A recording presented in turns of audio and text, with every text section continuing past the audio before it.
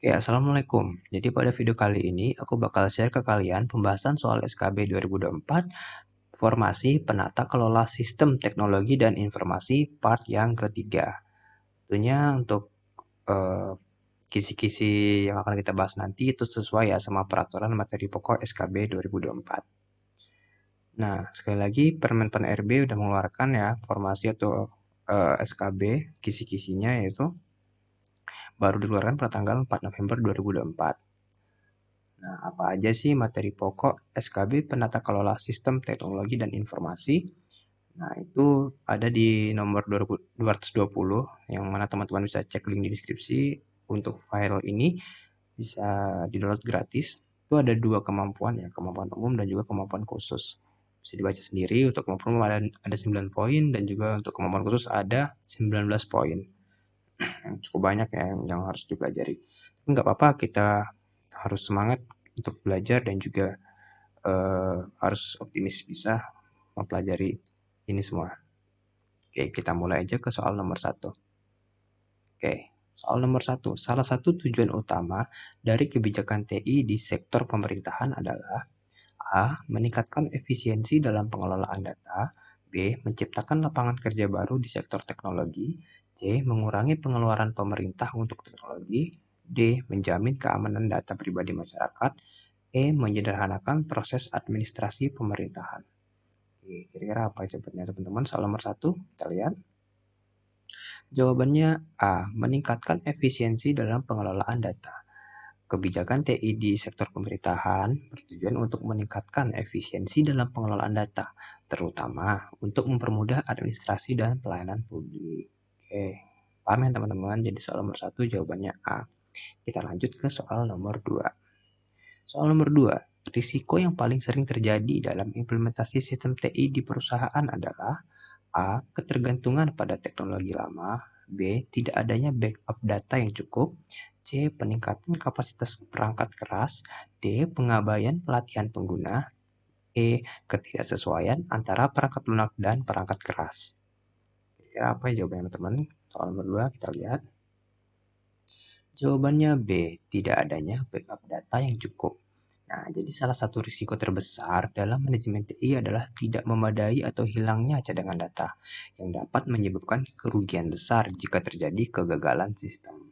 Oke, paham ya teman-teman? Soal nomor 2 jawabannya B. Kita lanjut ke soal nomor 3. Soal nomor 3, dalam manajemen risiko TI, yang dimaksud dengan mitigasi adalah A. Proses untuk mengidentifikasi semua potensi ancaman. B. Pengurangan kemungkinan terjadi risiko serta dampaknya. C. Menyusun anggaran untuk pengelolaan risiko. D. Menyediakan perangkat keras yang lebih kuat. E. Menunda pengambilan keputusan terkait risiko. Kira-kira apa ya jawabannya teman-teman? Soal nomor 3. Kita lihat. Jawabannya B. Pengurangan kemungkinan terjadinya risiko serta dampaknya. Nah, jadi mitigasi ya, mitigasi bencana atau apapun. Jadi mitigasi adalah tindakan yang diambil untuk mengurangi kemungkinan terjadinya risiko serta mengurangi dampaknya terhadap organisasi. Oke, paham ya teman-teman? Soal nomor 3 jawabannya B. Kita lanjut ke soal nomor 4. Soal nomor 4. Keamanan cyber yang baik harus dapat mengidentifikasi dan melindungi terhadap A. Semua ancaman dari sistem internal organisasi. B. Semua potensi kerugian yang dapat terjadi. C. Hanya ancaman dari luar organisasi. D. Data sensitif dan infrastruktur organisasi. E. Sistem yang tidak dapat mendeteksi ancaman secara otomatis. Oke, kira-kira apa jawabannya teman-teman? Soal nomor 4, kita lihat. Soal nomor 4 jawabannya D. Data sensitif dan infrastruktur organisasi. Nah, jadi keamanan cyber yang baik fokus pada perlindungan data sensitif serta infrastruktur TI yang mendukung operasional organisasi, baik dari ancaman internal maupun eksternal. Oke, paham ya teman-teman? Soal nomor 4 jawabannya D. Kita lanjut ke soal nomor 5. Soal nomor 5, salah satu komponen utama dalam manajemen proyek TI adalah A. Pengelolaan vendor. B. Pengukuran kinerja perangkat keras. C. Pengelolaan waktu dan anggaran proyek. D. Penyusunan kebijakan perusahaan. Dan E. Pengelolaan data pribadi. Oke, kira-kira jawabannya apa teman-teman soal nomor 5?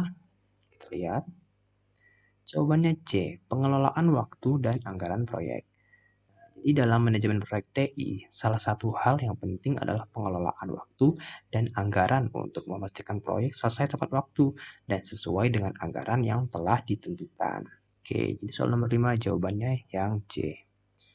Nah, untuk soal nomor 6 seterusnya, teman-teman bisa cek link di deskripsi itu untuk menata kelola sistem teknologi dan informasi part ketiga.